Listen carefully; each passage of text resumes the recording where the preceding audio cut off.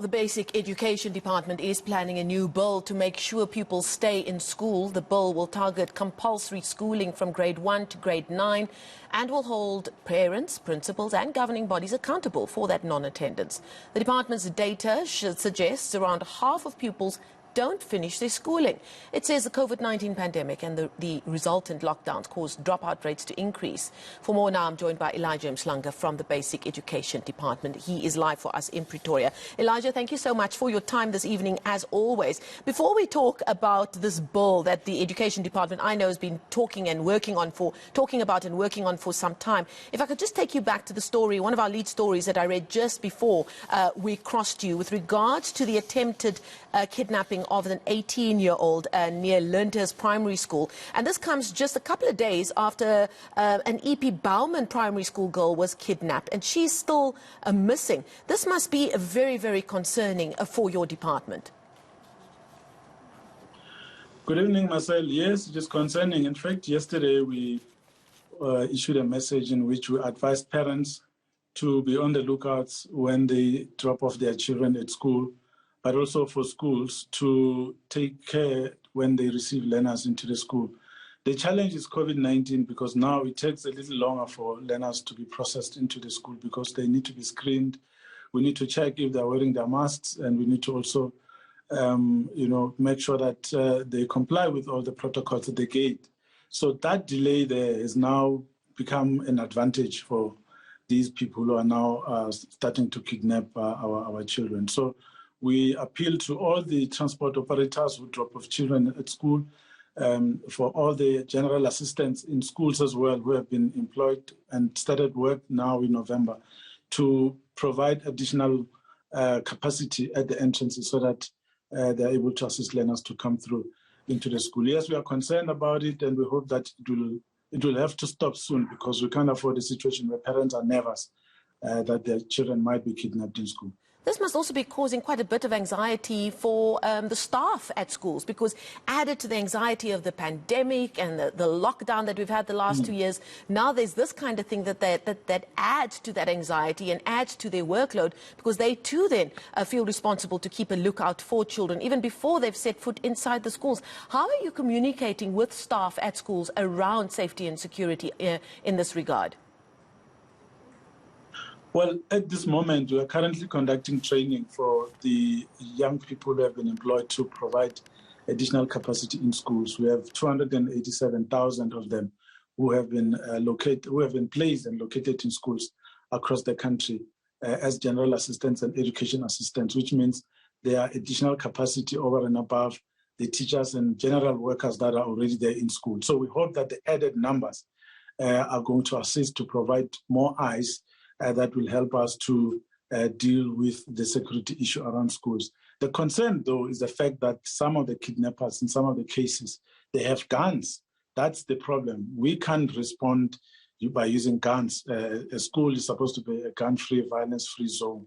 So with this violence taking place now, it's creating a problem. Yes, the training now will have to incorporate this particular matter, because it seems to be a growing trend, and it is disturbing that parents have to now think about additional measures of protecting their children, because we don't know where the kidnappers will come from, and we don't know when they're going to do it. So we really need all of us to be on high alert.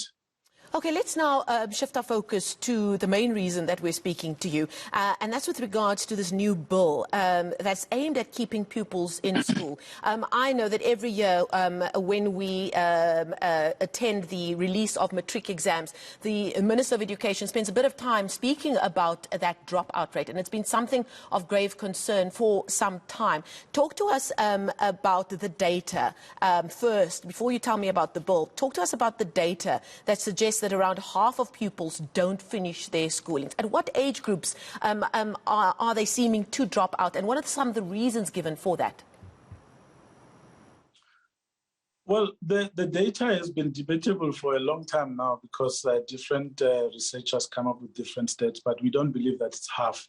We believe it's more than that. Some of them go to TVET colleges. Of course, some of them, they do drop out, and it's a concern. The thing is that if 100% of the learners who started school are not finishing, then we should be concerned as a country. So as a department, there are different measures that we've put in place. Some of them are not new. I mean, the school nutrition that is in place was meant to deal with that hunger factor, to say that if you come to school and you're hungry, the school will provide for you. We are doing that successfully.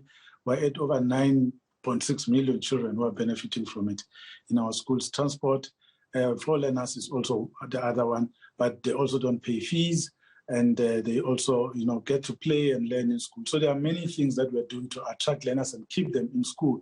Some of the reasons are that they say they are bored. Some of the subjects that they have in school are not appealing enough to keep them in school. So we have responded for several years now by introducing new subjects. I think we have introduced up to 15 subjects now, and we'll continually do that.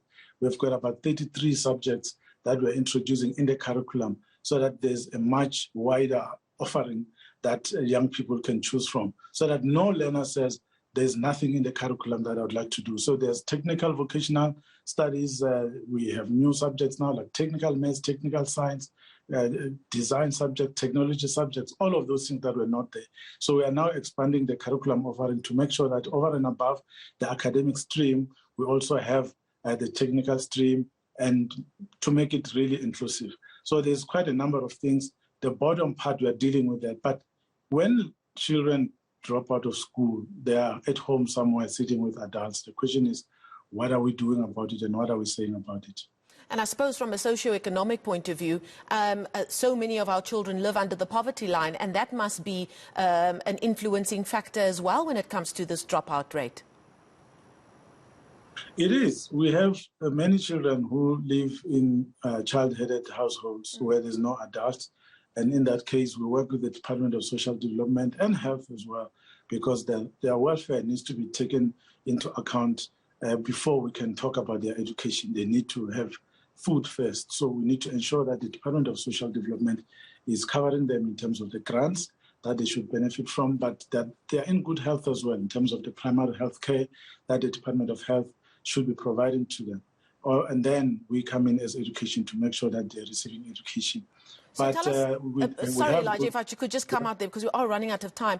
This new bill now, what impact are you hoping it will have, along with all of these other practical changes that you've brought along to try and stop this dropout rate?